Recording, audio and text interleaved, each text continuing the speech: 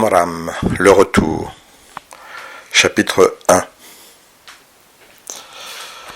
Je ne sais pas précisément combien je vais faire de chapitres maintenant. J'avais fait cet ouvrage, La vérité vous rendra libre, qui était sur un canal que j'avais, qui a été entièrement effacé. Car je veux dire que certains membres de la FBU ont agi en espions tout à fait extraordinaires, prétendant être des amis, pour ensuite demander d'apparaître sur mon canal, pour ensuite porter plainte en disant qu'ils étaient apparus sur mon canal sans leur permission, ce qui a permis d'effacer mon canal. Donc, j'ai pu voir que certains membres de la FBU sont prêts à agir d'une façon totalement malhonnête, d'une façon totalement malhonnête, pour protéger un business. Oui, parce qu'il faut bien comprendre qu'aujourd'hui, comme Omram est mort il y a bien longtemps, d'autres gens ont repris le système, et je ne les connais même pas personnellement parce que ça ne m'intéresse plus. Mais ceci étant, il y a un capital qui reste et qui existe et qui doit être protégé absolument. Je pense qu'il y a un niveau de foi, dans le sens vraiment ils y croient certains, mais je pense qu'il y a aussi beaucoup qui savent très bien être plus du côté du pouvoir que du côté de la foi, et qui savent agir vraiment comme les politiciens. Prenons les politiciens français actuellement, Macron et toute la bande, ça respire pas franchement l'honnêteté quand même, voire un petit peu la magouille et tout le reste. Et moi, je connais certains Français, fiers d'être Français, qui aujourd'hui sont honteux d'être Français. Mais il y a un grand nombre de Français qui protégeront Macron, non pas pour protéger Macron, mais pour protéger la France. Je pense qu'il y a un protocole un peu identique avec Papa Omram et plein de choses que j'ai pu découvrir.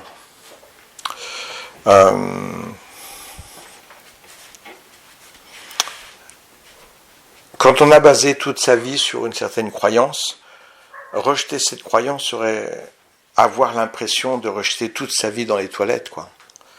Et je comprends que pour certaines personnes, c'est un acte de samouraï qui leur est totalement impossible. Ce serait infiniment trop difficile.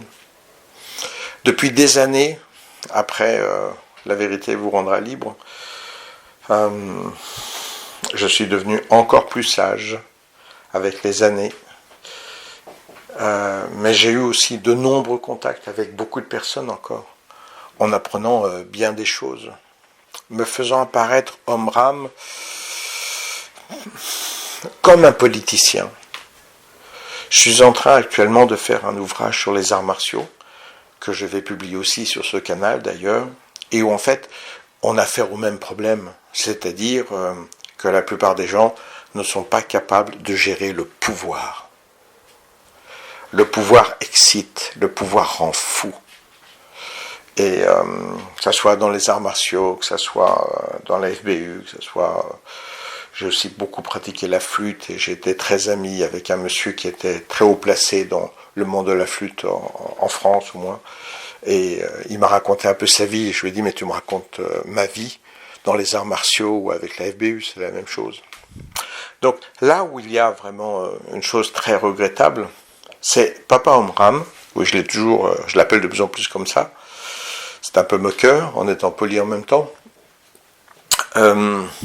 L'escroquerie, c'est qu'il s'est présenté comme un être différent, inspiré, avec des pouvoirs mystiques, une compréhension mystique. Et en fait, c'est juste un mec qui adore le pouvoir, qui adore le fric, et qui adorait le fric, le pouvoir et le sexe. C'est le résumé des politiciens français, des hommes d'affaires. Je vous parle de la France, mais je pourrais vous parler d'autres pays de la même façon. Donc c'est un type qui a basculé vers une certaine folie avec le pouvoir, avec l'argent. Ça l'a rendu fou, c'est tout. Je vais dire, oui, c'est vrai, il était pédophile, donc c'est quand même assez bas. Mais dans le cumul de ses défauts, il faut bien reconnaître, pas plus bas que que la plupart des gens qui, basculant dans le pouvoir, se croient tout permis. Je pense qu'il y a une chose sur laquelle je suis très doué, je suis invulnérable au pouvoir. J'ai des positions assez importantes dans le monde des arts martiaux, même dans le business à un moment, et je ne me suis jamais laissé acheter, d'une façon ou d'une autre. Jamais laissé acheter. À un moment, j'avais une compagnie où je payais très bien mes employés, mais j'avais peut-être la main un peu malhonnête avec les impôts. Et mon comptable m'a dit, écoutez monsieur, les impôts, ils sont très puissants. Par contre, vos employés, ils n'ont aucun pouvoir. Donc vous devriez escroquer complètement vos employés, les payer très peu, leur promettre des choses que vous ne leur paierez jamais, et vous payez un maximum les impôts, parce qu'eux sont dangereux. Il faut faire des sacrifices, il faut savoir comment gérer. Je lui dis, vous m'ouvrez les yeux, monsieur le comptable, je vais suivre absolument votre conseil, donc je vais vous mettre à la porte, vous. Et il était surpris, il m'a dit, mais non, attendez. J'ai dit, si, totalement. J'ai dit, moi, je continuerai à bien payer les gens qui travaillent et à mal payer les gens qui nous raquettent, comme les impôts. C'est mon choix, un choix d'honneur. C'est un truc que j'ai toujours eu. Oui, c'est vrai que quand on a une compagnie, il faut des fois savoir jongler à droite ou à gauche. Mais pas aux dépens des gens qui se fatiguent, qui sont sincères dans un truc. J'ai toujours, et dans les arts martiaux pareil, on m'a proposé des enveloppes sous la table pour donner des danes à des gens qui ne méritaient pas, ou pour refuser des danes à des gens qui le méritaient. Et moi, je leur disais toujours, non, s'il a le niveau, je donne, s'il n'a pas le niveau, je ne donne pas. Et ils me disaient, mais tu comprends rien à la politique. J'ai dit, oui, et j'en suis fier. Donc j'ai eu plein de positions différentes, et quand, à un moment, j'ai fait une révolution avec l'aide de Madeleine Chavanon au Bonfim, et qu'il y a plein de gens qui m'ont demandé de prendre le pouvoir au Bonfim, j'aurais dit non. Non, je ne suis pas venu pour ça. Je suis venu pour éclaircir certaines choses. Le reste ne me regarde pas. Et je me souviens que le président de la FRAT de ce temps-là, j'ai oublié son nom maintenant, il m'avait accroché à un moment, un peu plus tard, il m'a dit, je ne comprends pas, vous êtes battu pour avoir le pouvoir, et quand enfin, il y a plein de gens qui sont prêts à vous donner ce pouvoir, vous le refusez. Qu'est-ce qui vous est arrivé? Vous avez eu peur? Je ne comprends pas votre protocole. Et je lui ai dit, mais je comprends que vous ne puissiez pas comprendre. Je n'ai jamais agi pour prendre le pouvoir. Jamais. Je suis venu pour révéler la vérité.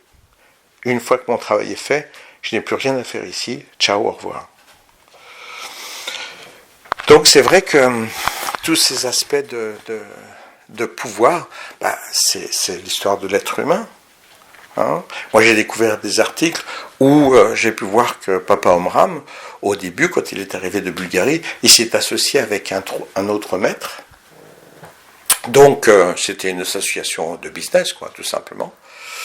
Et puis cet autre expert, je retrouverai son nom plus tard, je vous le donnerai, a découvert ce que Papa Omram faisait avec des gamines en ce temps-là. Et le type, l'autre expert spirituel quel qu'il soit, l'a foutu à la porte. Il lui a dit, je ne veux plus entendre parler de vous.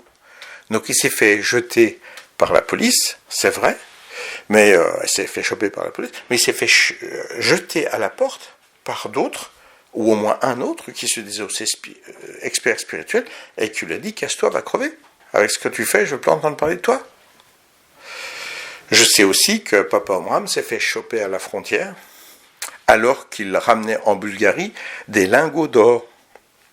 Et évidemment, sans les déclarer, et il s'est fait choper à la frontière avec des lingots d'or cachés dans une voiture. Donc, vous voyez, c'est même pas simplement le sexe. C'est que c'est là où Papa Omram a complètement menti, c'est qu'il s'est présenté comme un être initié, c'est-à-dire différent. Et c'est pas vrai. C'était pas un être différent. C'est un être obsédé par le cul, un être obsédé par l'argent, par le pouvoir, et prêt à justifier n'importe quoi pour présenter ce qu'il avait à présenter, pour garder ses avantages. Et c'est vrai que c'est terriblement douloureux, parce que je me souviens qu'il y a très longtemps, j'étais dans un groupe de la FPU à Lyon, et il y a une immense photo de Papa Omram, Et il y a une femme qui est devant, en état de béatitude complète, devant la photo. Et c'était il y a très longtemps. Et moi, j'arrive par derrière, elle se retourne vers moi avec un sourire extasié. Elle me dit, regardez, il m'a souri. Et moi, comme j'arrive, j'ai dit, ah non, je vous assure, j'ai regardé la photo, il n'a pas bougé.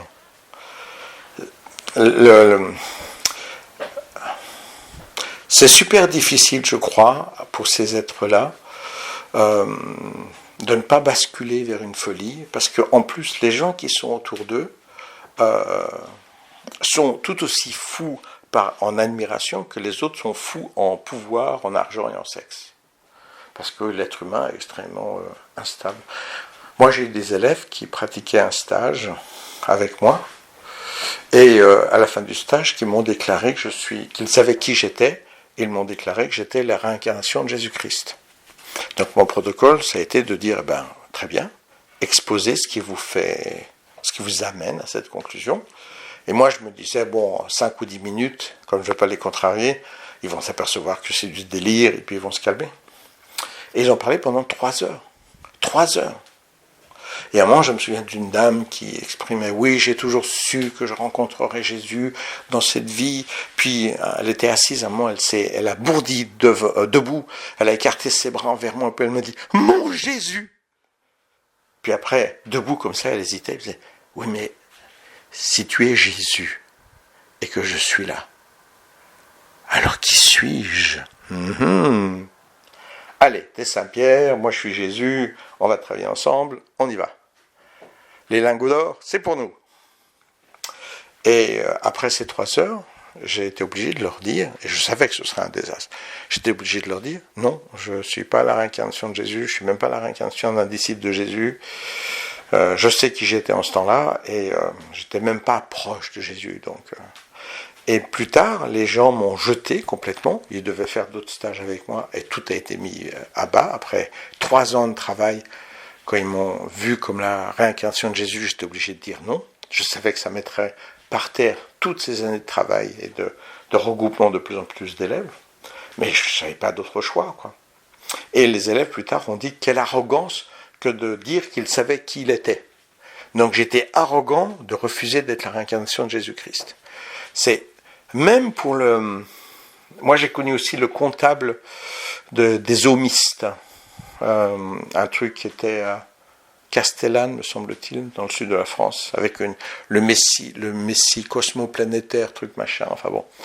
Et en fait, j'ai trouvé à peu près la même histoire, c'est-à-dire que le comptable qui ne croyait pas du tout, lui, il le connaissait comme client, tout simplement, mais il a quand même vu une pression perpétuelle qui tournait autour de lui pour en faire un messie cosmoplanétaire. Et comme c'était un mec de Martinique, Guadeloupe, un pays comme ça, le pouvoir, le cul, l'argent, etc., il y a un moment, il a fini par dire oui. Et puis après, il y a cru plus que ses disciples, et puis après, il a fait croire encore à plus de disciples qu'il était le Messie cosmoplanétaire. Donc c'est un protocole... Je pense que être terriblement déçu par Omram, c'est être finalement très enfantin. Imaginez que Omram n'est pas un être humain à qui, lorsqu'on a le pouvoir, ne s'excite pas, mais évidemment qu'ils excitent. Évidemment. Donc je vais vous présenter, j'ai fait des articles, j'ai trouvé des articles du passé qui révèlent clairement, je veux dire, à un moment, moi j'ai rencontré des gens, comme je l'expliquais déjà dans l'autre ouvrage, La vérité vous rendra libre, où j'ai rencontré des gens qui m'ont témoigné de certaines choses. Mais finalement, plus tard, en discutant avec un autre monsieur, ex-membre de la FRAT, il m'a directement envoyé des copies d'articles où tout était décrit dans le détail. Et même ces articles-là, c'est quand même extraordinaire, parce que on n'en parle jamais. Si, à la FRAT, on vous dira qu'Omram a été accusé faussement de violer 40 femmes, que finalement les femmes ont retiré leur plainte, ce qui me semble vrai, sauf pour une ou deux, me semble-t-il. Après, on dit dans la FRAT, par exemple, que le directeur de la prison était au bras de Omram quand il est sorti, parce qu'il présentait ses excuses. Alors je peux vous dire, un directeur de prison, il ne présente pas ses excuses. Hein. il fait son travail, hein, donc il n'a rien à voir avec la décision de justice, même s'il y avait une erreur. Ça ne le regarde pas, il s'en fiche complètement. De surcroît, il y avait toujours une ou deux plaintes qui couraient. Donc en plus, non. Peut-être plus assez pour le garder en prison après 2 ans quand même, mais pas pour le déclarer innocent. La preuve en est, c'est qu'une fois qu'il est sorti, il était obligé de rester à demeure. Donc c'était encore une liberté partielle. Il avait le droit de rentrer dans une de ses maisons, parce qu'il en avait plusieurs, mais il devait rester là. Il y a un huissier qui venait pour vérifier qu'il était bien mis à demeure, blablabla, enfin. Ce qui n'est pas l'attitude, enfin, comment on traiterait quelqu'un qui est libre, qui serait reconnu comme étant une pauvre victime. Et enfin, s'il était victime, il a reçu beaucoup d'argent. Ah oui, parce que 2 ans en prison pour rien, ça se négocie après. Hein. On prend un avocat et ça coûte très cher au gouvernement. Et jamais il n'a été présenté que Papa Omram ait reçu 1 centime après ces 2 ans de prison. Donc vous avez plein de trucs totalement inventés. Et Papa Omram est tellement génial, ou était tellement génial, qu'il va expliquer qu'au début, quand il est mis en prison, il est en cellule avec un espèce d'être humain qui est à moitié humain, à moitié loup-garou. Super fort, super violent, gigantesque, blablabla. Et Omram est tellement merveilleux et fantastique qu'il va apaiser cet homme qui va devenir un ami, un homme très doux. Comme ça se passe derrière les murs de la prison, il peut inventer ce qu'il veut. Hein. Faut quand même pas être n'importe qui. Pour se retrouver en tôle parce que on baise des gamines, hein, parce que j'ai retrouvé l'accusation, c'était même pas des femmes, c'était des gamines de 16, 18 ans. En ce temps-là, la majorité c'était 21 ans, donc c'est quand même de la pédophilie. Même si c'était moins la pédophilie en ce temps-là, parce que les gamines étaient moins jeunes. Après, c'est attaqué à plus jeunes encore. C'était franchement de la pédophilie. Mais c'est pas tout le monde qui peut se faire un espèce de super-héros à moitié X-Man en influençant l'autre qui est un loup-garou et le transforme en gentil petit agneau. Alors qu'on est en tôle parce qu'on a mis sa queue là où il fallait pas quand même. Hein. Et qu'en plus on s'est fait choper. Et on s'est fait choper avec un piège organisé par un inspecteur. Quand Omram s'est fait choper, il a déclaré: je n'ai rien vu venir, vous avez été très malin. Je retrouverai, il y a l'article, donc je vous le donnerai plus tard. Vous avez été très fort, quelque chose comme ça. Donc en plus, il n'a rien vu venir, cet abruti. Donc ce que j'ai pu découvrir, c'est... Au début, quand j'ai fait La vérité vous rendra libre, je parlais d'un homme qui avait fait l'amour avec beaucoup de femmes, qui ont porté plainte, et apparemment... des femmes qui l'avaient allumé et avec qui il n'avait pas fait l'amour. Elles ont fini par porter plainte parce qu'ils n'avaient pas fait l'amour. Elles étaient très frustrées. Et lui, après, traumatisé d'avoir fait 2 ans de prison, après, il va jouer à touche-pipi avec des petites gamines en disant, elles, au moins, elles ne porteront pas plainte sur le fait qu'on ne fait pas l'amour. Et pas du tout. Hein. Je rêvais encore complètement. Non. Il baisait, franchement, avec ces jeunes de 16, 18 ans, en utilisant la panorhythmie en plus. Il demandait à ses gamines de danser la panorhythmie, déjà très légèrement habillées, puis ensuite il leur demandait d'être torse nu dans la même panorhythmie, d'être torse nu parce qu'il disait qu'il voulait voir leur cœur battre. Je ne suis pas sûr au niveau du cœur. Enfin bon, c'est ce qu'il disait. Et puis ensuite, entièrement nu. Puis ensuite, il en sélectionnait 4, avec qui... il jouait avec 4 en même temps, oui, hein, quand on est bulgare, on a la patate. Et puis il finissait par en choisir une pour donner sa lumière céleste, un truc comme ça. Oui, sa lumière céleste, c'est un liquide blanc assez épais, vous voyez, qui pourrait donner des bébés. Et il finit par se faire choper là-dessus. Ou en plus il prenait de l'argent, c'est écrit dans les articles détaillés, que je vous donnerai plus tard. Et quand il se fait choper, je n'ai rien vu venir, vous avez été très fort, un truc comme ça. Je vous donnerai la phrase précise quand je reviendrai vers ces articles. Et il arrive en prison, à présenter après la prison, d'abord qu'il a calmé un espèce d'ogre qui lui avait été envoyé pour le tuer. Eh ben non, il n'a pas été tué, ce Dieu vivant. Et après, il est ressorti de la prison au bras du directeur qui présentait des excuses. si vous avez quelques connaissances de justice, de prison, c'est du délire total, mais total, complet. Et là, on voit le baratineur à fond. Et très fort, hein, parce qu'après être chopé sur tout ça, eh ben, il y a toujours des gens qui le suivent, qui le protègent. Moi, j'ai très bien connu Blagost, la secrétaire personnelle de Omram, qui était au courant de tout ça, finalement. Hein, parce qu'elle était là depuis le début, et en plus, au début, elle était très jeune, donc à mon avis, ça a été une des personnes qui a profité de la panorhythmie, d'une façon si divine, et elle est restée auprès de Papa Omram jusqu'à la fin. Elle a toujours caché tout. Parce qu'en fait, je me suis aperçu que certaines personnes, ils n'ont pas protégé un être comme ça. Ils ont protégé une compréhension divine que nous autres, pauvres humains, sont totalement incapables de comprendre et d'analyser. Très fort, fantastique, très fort. Vraiment, chapeau Papa Omram. Mais bon, je pense que la première étape dans cette nouvelle compréhension, avec encore plus d'éléments que j'ai, c'est de comprendre le déni humain. Le déni de Omram, qui est simplement un être humain, hein, qui a changé son nom pour avoir son nom qui correspond à des écrits mystiques où il y a un homme qui viendrait tout changer dans l'humanité. Ben, il est venu, il n'a pas franchement changé, Papa Omram, hein, à part se taper des nanas et piquer des lingots d'or. Et ces initiales de cet homme mystique qui devait arriver, c'était O-A-M. O-M-A, pardon. Omram Mikhail Ivanov. Mais en fait, son vrai nom à Ivanov, c'est Ivanov, c'est avec un I. Et Omram, quand il a voyagé et qu'on lui a donné cette truc avec O-M-A, il a inventé le nom Omram. Il a dit que c'était des grands maîtres qu'il avait convoqués, qui lui avaient donné le nom Omram.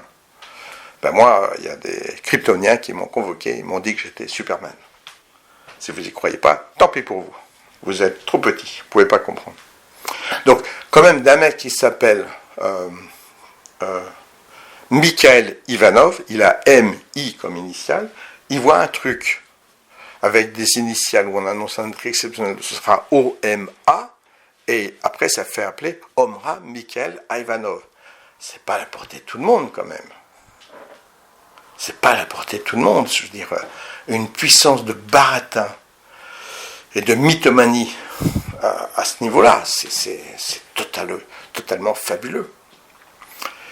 Et la mythomanie d'une personne, si cette personne sait être suffisamment narcissique pour bien le tourner, ça nourrit la mythomanie des autres. Hein, comme mes élèves qui auraient fait des stages, non plus avec moi, mais avec la réincarnation de Jésus-Christ. C'est quand même beaucoup mieux. Hein, je veux dire, sur le pédigré, sur le CV, ça présente bien.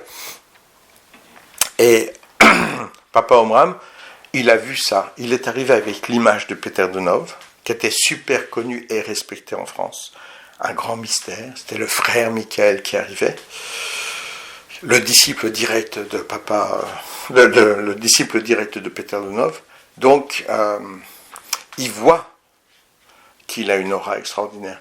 Et puis, je ne sais pas si je l'avais expliqué dans l'autre ouvrage, moi j'ai visité la Bulgarie, et en Bulgarie, ils sont coincés. Hein. J'ai travaillé avec un monsieur en Bulgarie pendant assez longtemps en ligne, et quand je suis arrivé en Bulgarie, j'ai dit, on pourrait se rencontrer, pour te dire merci sur tout le travail que tu as fait, même si je le payais. Mais... Et il m'a dit, non, je pourrais avoir plein de problèmes si je rencontre un étranger, les gens vont raconter des histoires sur moi, non, puis mes parents pourraient apprendre ça. Le type, c'était un adulte. Hein. Donc, vous imaginez, la Bulgarie, c'est hyper coincé. Donc, vous imaginez, Papa Omram, il arrive avant la guerre, 39, je crois, c'est en 36, 37.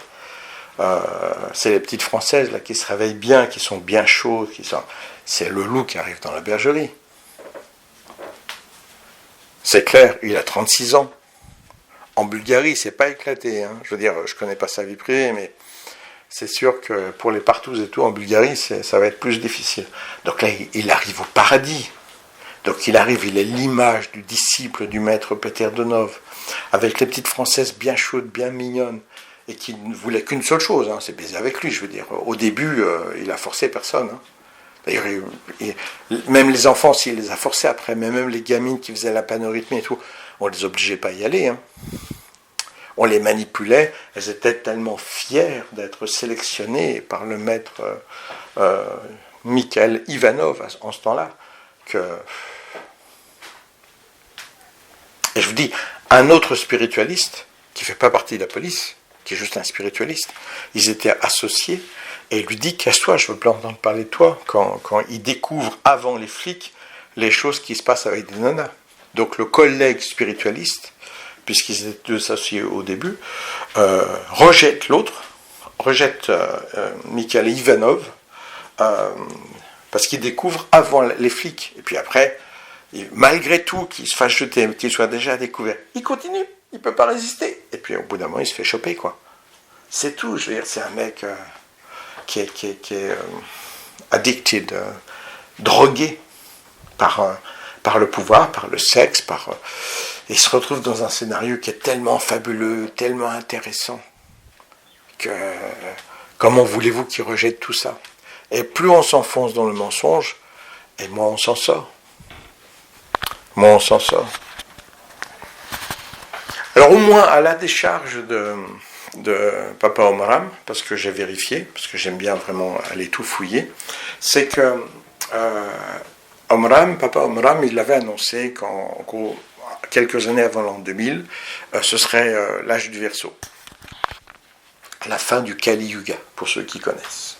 Bon, d'après les hindous, la fin du Kali Yuga, c'est dans quelques milliers d'années quand même, pour quitte à avoir des mauvaises nouvelles, autant que je vous en donne encore plus. Et l'âge du Kali Yuga, c'est que tout sera mélangé. Que les gens diront blanc, mais ils feront noir, et inversement, enfin bon. Et là, je dois dire que, en tant que membre du Kali Yuga, Papa Omram était pas mal quand même. Et donc il annonce, lui, que l'ère du Verseau va arriver en l'an 2000, et malgré tout, j'ai vérifié sur les écrits de Peter Donov, et effectivement, Peter Donov disait la même chose. Donc au moins là, Omram, il a agi en tant que disciple de Peter Donov. Il a suivi l'enseignement de Peter Donov. Lui, il a donné des précisions. Il a dit qu'en 1996, 18, 19, j'ai oublié, 96, me semble-t-il, il y aurait un raz-de-marée. Et comme le Bonfim, le centre de la FBU, est à Fréjus, il y aurait une vague qui arriverait, un tsunami, et que les vagues s'arrêteraient à la porte du Bonfim. Et c'est vrai que le Bonfim est en position, en hauteur géographique. Donc ça restait pas franchement un miracle. Ça pouvait rester géographiquement quelque chose de raisonnable. Bon, finalement, la vague n'est jamais arrivée. Ou alors elle a été arrêtée plus tôt que prévu. On ne l'a même pas vue. Ou alors c'était le barrage de Malpasset. Et le barrage de Malpasset, c'est un barrage qui a cédé en 1960 à peu près. Et qui a tué énormément de monde.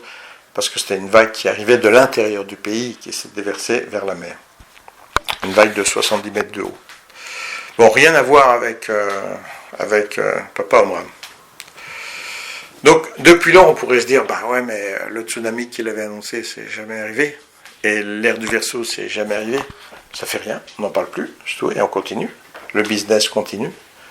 Et ça, c'est quand même fantastique. Moi, je suis époustouflé. Comment on fait des prédictions qui ne marchent absolument pas? On est ridicule sur tous les aspects. On a été chopé par les flics en pédophilie, etc., etc. Il y a des scandales qui éclataient, des gens qui sont suicidés. Moi, j'ai un de mes meilleurs amis, Yannick, quand il a découvert ce qui s'était passé, il s'est tranché la gorge, il s'est suicidé de désespoir. Ça fait désordre quand même, La famille de Yannick a interdit aux membres de la fraternité d'être là pour l'enterrement de Yannick. Et malgré que la famille est interdite, il y a des gens de la frat qui ont été. sans respecter la volonté de la famille. C'est odieux, c'est vraiment odieux. Ou c'est juste con et fanatique, c'est tout.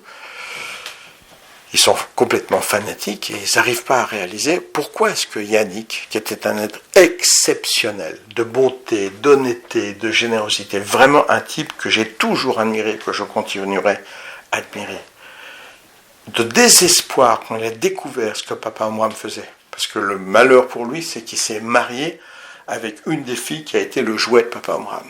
Donc tôt ou tard, sur l'oreiller, sa femme lui a tout révélé. Puis je suppose, il a posé quelques questions à droite et à gauche, il s'est aperçu que c'était sous son nez depuis toujours.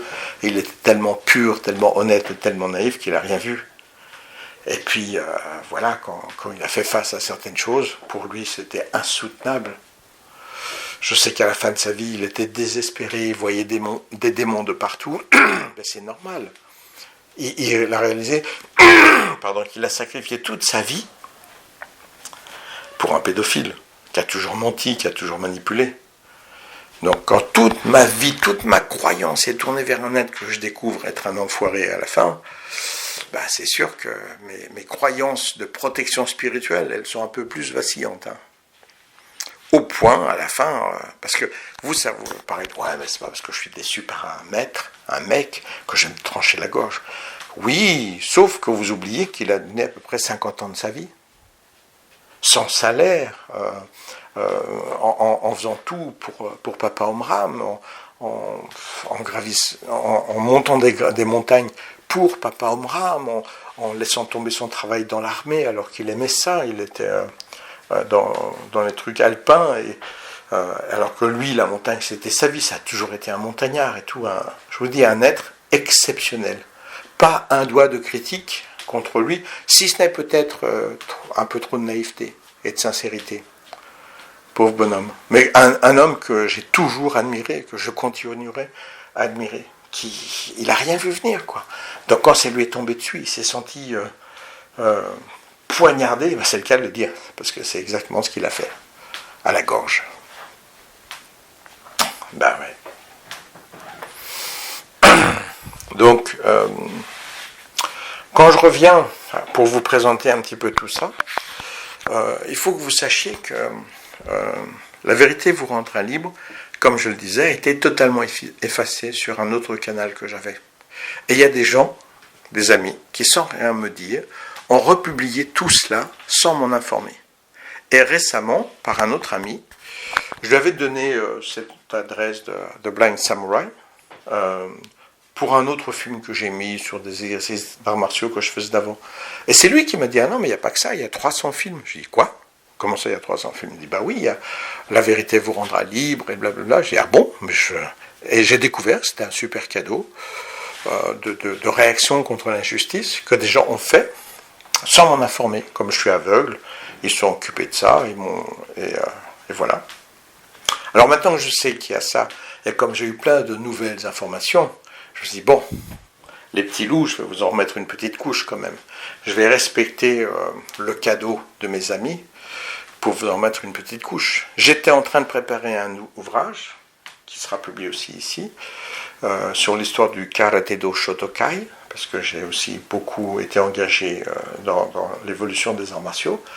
Et comme j'étais au niveau européen, eh bien la même chose. J'ai vu des enfoirés, des menteurs, des gens qui ont volé de l'argent, qui étaient prêts à n'importe quoi pour y arriver, qui faisaient des faux articles et qui faisaient le contraire après. Je me souviens d'un maître hindou de Varmakale, c'est une technique de combat hindou qui super inspiré, blabla, végétarien, qui me proposait un contrat d'escroc et qui m'a dit, bon écoute, je lui disais non, je suis désolé, il me dit, bon écoute, allez, on va se faire un stew, c'est un ragoût, voilà, un ragoût. On va se faire un ragoût ensemble au restaurant, puis on va discuter. Je dis, un ragoût, mais de quoi tu me parles? T'es végétarien comme moi? Il me dit, ah ben arrête, tu vas pas me dire que tu crois à ces conneries, ça c'est pour les élèves. Non, j'ai dit non, merci, non. Et c'était un type qui publiait des articles comme quoi, pour sélectionner ses élèves, il demandait lui-même à son gourou en Inde qui se concentrait sur les gens, blablabla. Alors que c'est un type qui m'avait demandé d'ouvrir une école de Varmakale, alors que je ne connais rien au Varmakale. Je dis, mais je peux pas faire ça, moi je connais rien. Enfin, alors, oh, t'inquiète pas, je te montrerai en deux mouvements, tu feras semblant, tu feras un petit nain, puis on peut se faire plein de fric ensemble. Et comme j'avais dit non, après il m'a dit, bon, allez, on va se prendre un ragoût au restaurant, et puis on va en discuter encore, je peux te donner plus d'argent, blabla. J'ai dit non, merci, ça va. Donc, que ce soit dans le monde des arts martiaux, que ce soit Papa Omram, c'est juste un humain. C'est tout. C'est un peu, vous allez me trouver un peu négatif sur l'analyse de l'être humain. Ben, que voulez-vous que je vous dise? Je peux rêver, quoi. C'est la triste réalité de ce monde. Je pense que si je suis exceptionnel dans ma vie, c'est pas parce que je suis super inspiré, super doué, mais je suis honnête. Et je suis assez invulnérable contre le pouvoir, car il se trouve que dans ma vie, je me suis retrouvé plusieurs fois confronté à des positions de pouvoir. Pas des trucs colossaux, hein. J'avais un business, il y avait une centaine de personnes qui travaillaient avec moi, et j'ai toujours été... je me souviens une fois j'étais à la chambre du commerce, pour dire comment, puisque c'est un truc commercial, comment je peux protéger les gens. Donc on vendait très souvent en porte-à-porte. Et quand je suis arrivé, j'ai dit voilà, c'est une compagnie de porte-à-porte et je voudrais savoir, la dame de la chambre du commerce, elle m'a dit ah non, ce genre de compagnie, on n'y peut rien, ils font ce qu'ils veulent et on n'y peut rien, on ne peut pas vous aider. J'ai dit non, mais vous comprenez pas, moi je suis le patron, je veux protéger les employés, savoir ce que je peux faire. Elle s'est arrêtée sidérée dans le couloir, elle s'est retournée et dit bah vous n'êtes pas comme tout le monde. En ça, oui, j'ai toujours été très doué. Et pareil dans le karaté, dans l'histoire du karaté et d'autres choses. Je me suis retrouvé plusieurs fois confronté au pouvoir.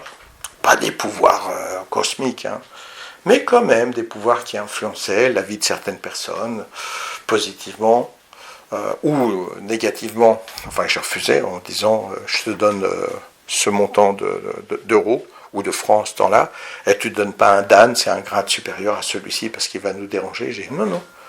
Je m'en fiche, s'il a le niveau, je donne le dan. Et on me disait, ouais, mais tu comprends rien, attends, il faut faire attention, mince. Lui, il va nous faire chier après. Ben, mais s'il a le niveau, je ne peux pas tricher. Il a le niveau, il a le niveau.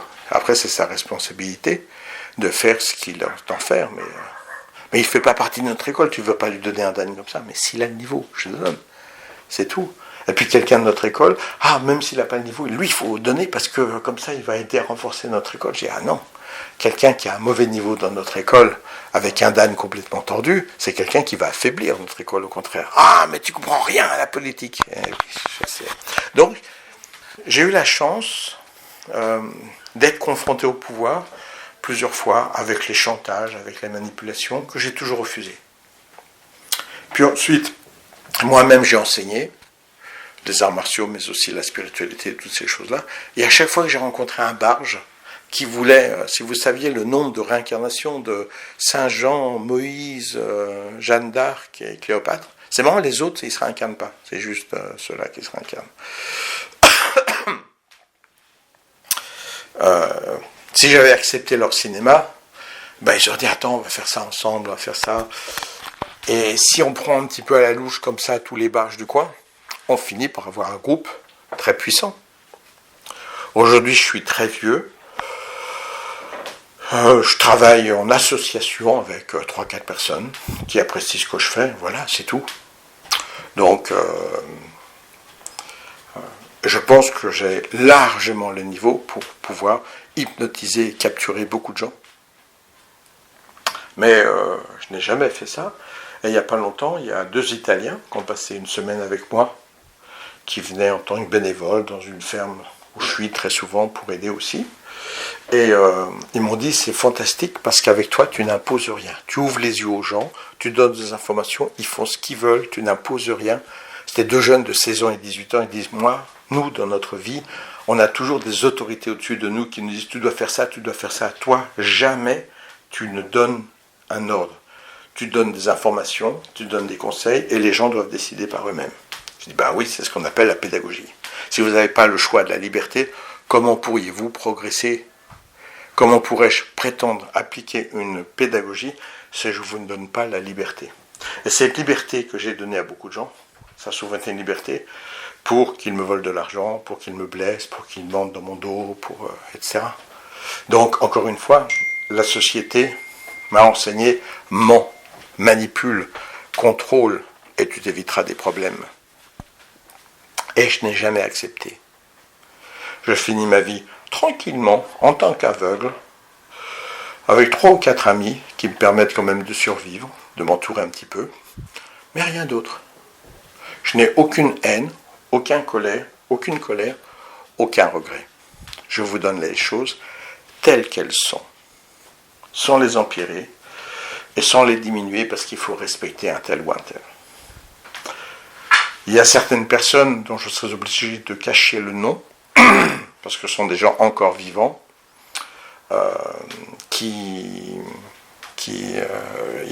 un moment, il y a eu un décès au Bonfim, par exemple, dans des circonstances très très regrettables, et je connais quelqu'un qui a fait un faux certificat, un mensonge, enfin un certificat de décès, le mec était vraiment mort, mais pour des raisons totalement manipulées. Je n'ai pas donné son nom, même s'il y a, je ne sais plus comment on appelle ça, un dépassement de date. Donc c'était il y a très longtemps, ça n'a plus d'importance aujourd'hui, parce que à un moment, les dates effacent tout, le temps efface tout. Mais malgré tout, cet homme est encore vivant, et je ne vais pas...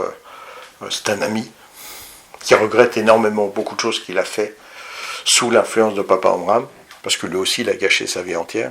Donc aujourd'hui, c'est un mec qui ne veut plus entendre parler de spiritualité. Lui, il a acheté l'eau du bain, bébé et Omram, tout ça, hop, dans les toilettes. Et donc aujourd'hui, il souffre beaucoup parce que ça a été un être toujours généreux, beau et inspiré, qui finalement est quand même la victime de Papa Omram, parce qu'en découvrant tout ce que Papa Omram a fait, entre autres avec les gamines, parce que lui aussi en tant que médecin, il a rencontré plusieurs femmes qui sont venues lui parler, qui lui ont témoigné de certaines choses pour de la thérapie, mais lui en tant qu'être humain, il a entendu des choses qu'il ne voulait pas entendre. Et au bout d'un moment, comme il me connaissait aussi, il ne pouvait plus nier, quoi. Ça lui a coûté son inspiration, sa spiritualité. Donc maintenant, il est à fond dans le Tao, il essaye un peu de se rattraper comme ça, mais l'élévation d'un être humain, son inspiration, ses responsabilités, ça n'existe pas vraiment. Omra ne m'intéresse pas, personne ne m'intéresse, Peter Donov ne m'intéresse pas, c'est tous des enfoirés, etc., etc. Donc, il s'est, d'une façon libérée, mais il est quand même la victime de Papa Omram, puisque les manipulations d'Omram lui ont volé son évolution et sa spiritualité. Pas mal, les amis, pas mal. Mais pour finir cette introduction, ce premier chapitre, je pense qu'il faut rester dans quelque chose d'équilibré où l'être humain est tristement l'être humain. Dans notre société, on apprend en relation avec notre entourage. Allez écouter aujourd'hui Idriss Aberkan. Prenez les explications techniques de Idriss Aberkan, reprenez l'histoire de Omram et vous allez dire « Ah bah ouais, évidemment, c'est évident ». Et je ne dis pas que Idriss Aberkan est un maître spirituel, pas du tout. Mais comme c'est un bon neuropsychologue, scientifique de neurologie, je suis désolé, je parle rarement français, donc j'ai beaucoup les mots anglais qui viennent.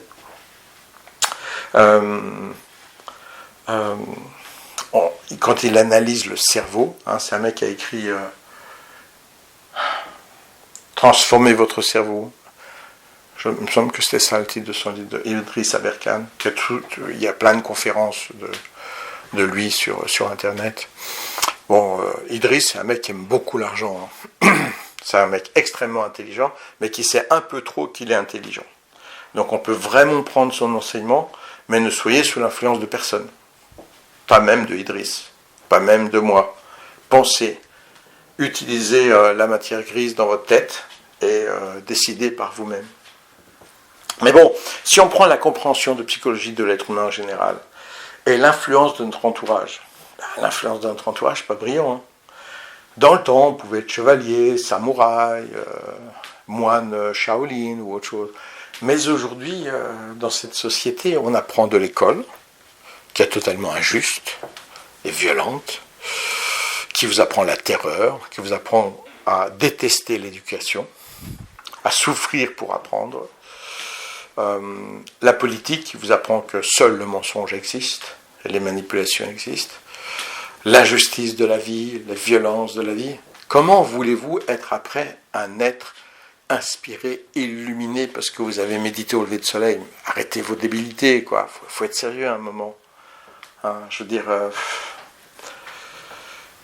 Soyons responsables et faisons tout pour être responsables et pour contrôler au mieux notre psychologie, mais en même temps, c'est vrai que notre entourage ne nous aide pas. Je pense que j'ai une chance énorme là-dessus, c'est que moi j'ai grandi dans le monde des arts martiaux. Donc il n'y avait que ça, l'entraînement. Je ne m'intéressais pas aux parties, je veux dire, aller boire de l'alcool, fumer de la drogue, fumer des cigarettes. Tout ça, ça n'existait pas. Il n'y avait que l'entraînement parfait, la concentration parfaite. Et comme ce monde me répugnait en tant qu'enfant, j'étais dans les strange. Les Français disent strange, Marvel, les X-Men, Daredevil, Daredevil, Iron Man, Silver Surfer, Fantastic Four, tous les super-héros comme ça. Et quand je regardais la vie, je me disais, c'est pas vrai, ça n'existe pas, c'est un mensonge. La vraie vie, c'est mes illustrés.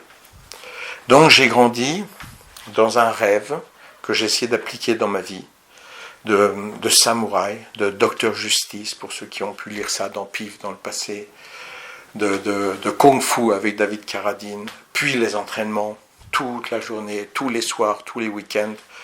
Et j'ai eu la chance de grandir dans un monde qui a renforcé mon honneur et ma dignité. Pas mon intelligence, parce que j'ai souvent été naïf, pas ma tristesse, parce que j'ai souvent été assassiné, massacré et tout, mais au moins j'ai développé cette pureté, cette croyance dans l'honneur et dans la dignité. J'adore le film Dragon's Heart, Cœur de dragon. Voilà, avec l'ancien code des chevaliers. Ça, pour moi, c'est vraiment un code aussi. Donc ça, là-dessus, j'ai eu la chance d'avoir des croyances en tant qu'enfant qui m'ont fait grandir dans quelque chose qui a enrichi cette partie-là. Et je pense qu'en ça, je ne suis pas la réincarnation de Jésus-Christ, mais je reste quand même exceptionnel.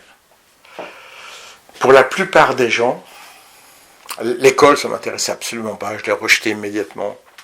J'avais un prof qui disait qu'il faut toujours être poli. Donc c'est un cours sur la politesse. Après, il écrit un petit texte, je devais avoir 7, 8 ans, je sais pas. Et puis, je suis toujours poli, j'aide la vieille dame qui traverse la rue, etc. Un truc dans le genre. Je ne me souviens plus, franchement. Mais... Et pendant qu'on est en train de copier tout ça, il y a un prof qui vient dans la classe et qui lui annonce que ce ne sera pas lui le directeur, qu'une femme a été élue. Et il est foudrage. Il est foudrage parce qu'il était certain d'être le nouveau directeur. Donc la femme arrive dans la classe, ils s'insultent les uns les autres, mais violemment, méchamment. Après, elle repart en claquant la porte et tout. Silence complet dans la classe. Et moi, pauvre samouraï débile, je crois en mon prof. Donc je lève la main. Il me demande, et je lui dis, monsieur, à partir de quand est-ce qu'on a le droit d'être impoli? Et quand j'ai demandé ça en toute honnêteté. C'est-à-dire que je me suis dit, puisqu'il a dit qu'on devait être poli, et là il est impoli devant nous, donc on doit avoir le droit, il doit y avoir une limite à un moment, pour savoir exactement. Et il m'a dit que j'étais arrogant, il m'a collé une bonne punition. Et de ce jour-là, j'ai dit, je vous crois pas. Et j'ai arrêté d'étudier à ce moment-là. Et j'ai repris mes études plus tard en Angleterre, mais en France, j'ai absolument rien étudié. Ça m'intéressait absolument pas. Allez vous faire voir, bande de branleurs. Donc, grâce à ça, je me suis absolument pas intéressé à l'éducation de l'école.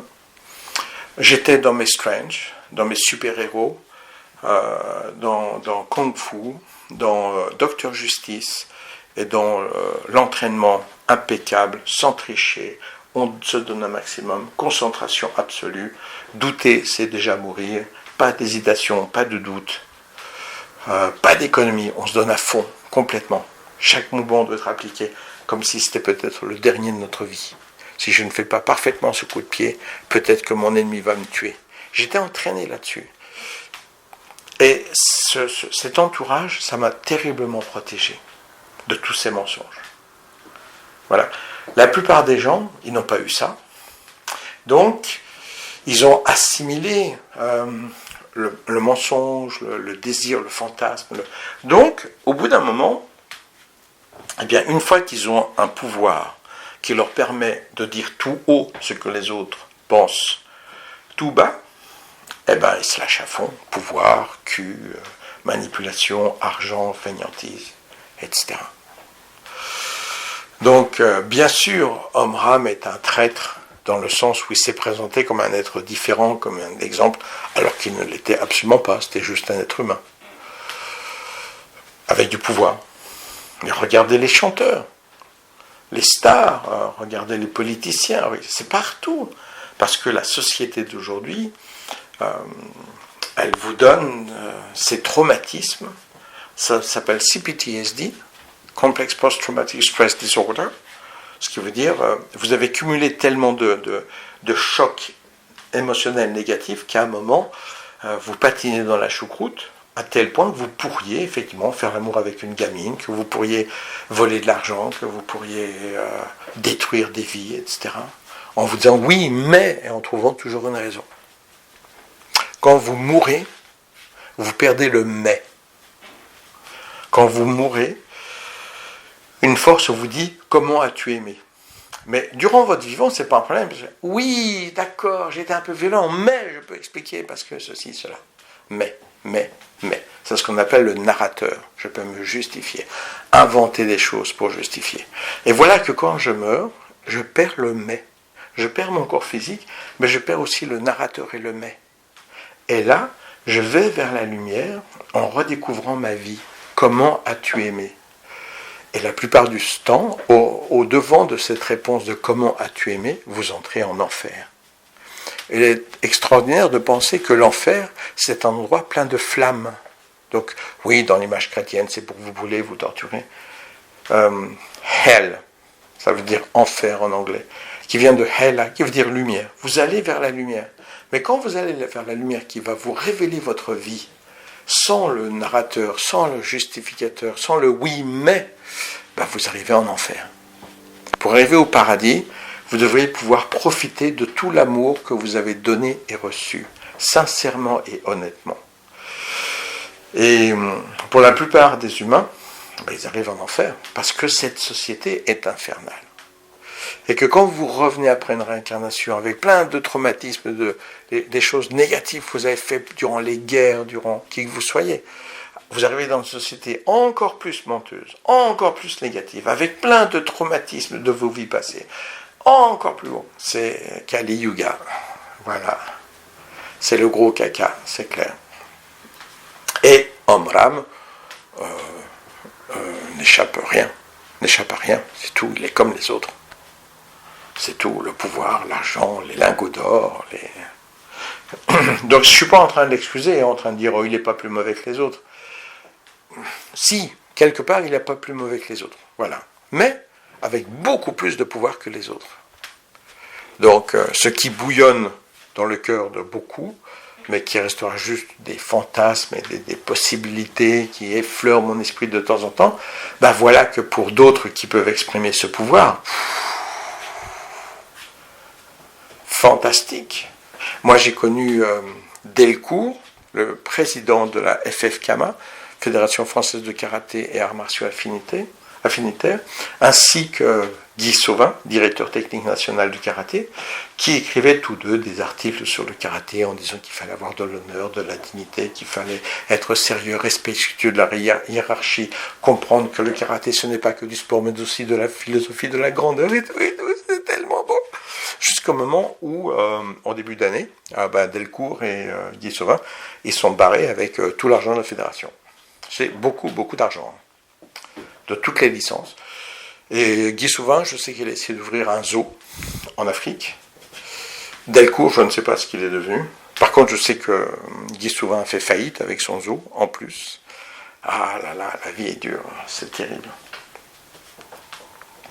Donc, entre les articles, que ce soit de l'expert de Varma-Calais qui pouvait sélectionner ses élèves que grâce au gourou en Inde qui se concentrait sur chaque élève, alors tandis qu'il m'avait demandé de créer une école fausse, baratin, en m'invitant pour aller bouffer un ragoût alors qu'il se présentait végétarien, ou Guy Sauvin, ou Delcourt, ou Omram. Bon, il y a des niveaux de responsabilité parce que des fois le vice, Je pense qu'un mec comme Omram, il a tellement été frustré sexuellement en Bulgarie, parce que c'est clair que, comme je le disais précédemment, c'est super coincé. Il en a cumulé plus sur le sexe, à mon avis, et après, il s'est un petit peu lâché, quand même. Hein. C'est un effet élastique, on appelle ça. Je retiens, je tends de plus en plus, bam! Quand je lâche, ça vous pète à la gueule, mais grave. Donc lui, il a été très très loin, et dans l'argent, et dans le sexe, et... C'est le contexte qui a créé un être complètement traumatisé, CPTSD, avec un cumul de chocs émotionnels négatifs. Et il a eu un retour quand même très très négatif. Mais sur la construction générale, il est comme les autres, quoi. La société d'aujourd'hui ne fait rien pour créer un être avec une véritable valeur, avec un véritable honneur. Et ce déshonneur perpétuel, ce marasme perpétuel dans lequel on doit nager dans cette boue. C'est quand même difficile d'aller nager dans un marécage toute la journée et de pas puer le soir. Hein, c'est quand même vachement difficile. D'ailleurs, moi, il y a plein de choses que je n'ai pas acceptées. Ben, effectivement, maintenant, je suis aveugle, je touche un peu d'argent du gouvernement. Donc je vis très simplement, avec 3 ou 4 personnes qui apprécient ce que je connais, ce que je fais et qui m'aident. Mais bon, pas de pouvoir, pas de star, pas de... Et j'en suis très heureux, parce qu'au moins, je suis en paix avec moi-même. Voilà. Donc j'ai pas de vengeance à avoir, hein. J'ai pas de rage à avoir. J'ai toujours aimé la vérité. Et je vais continuer à rapporter la vérité pour honorer le cadeau de ces mêmes personnes qui sont ici et qui avaient, il y a 1 an, sans rien me dire, retéléchargé entièrement La vérité vous rendra libre. Donc je me suis dit, puisque je découvre ça, en respect, je dois l'honorer. Et puisqu'entre-temps, j'ai découvert plein de choses en discutant avec plein de gens, je pense que ce que vous allez découvrir maintenant, ça fait encore plus mal, hein. Mais une fois qu'on est pris dans un esprit simple de compréhension de la globalité de tout ça, eh ben on se dit, ouais. Et puis il faut savoir aussi autre chose, pour finir, c'est que la FBU m'a dit on va vous attaquer en justice. Je dis très bien, pas de problème. Quand j'avais mon autre canal, et je dis oui, pas de problème. Et ils l'ont jamais fait, hein. Ils l'ont jamais fait parce qu'ils savent que toutes les choses que je présente, je peux les défendre. Et que bonne chance pour eux de protéger leur version de la story, de l'histoire.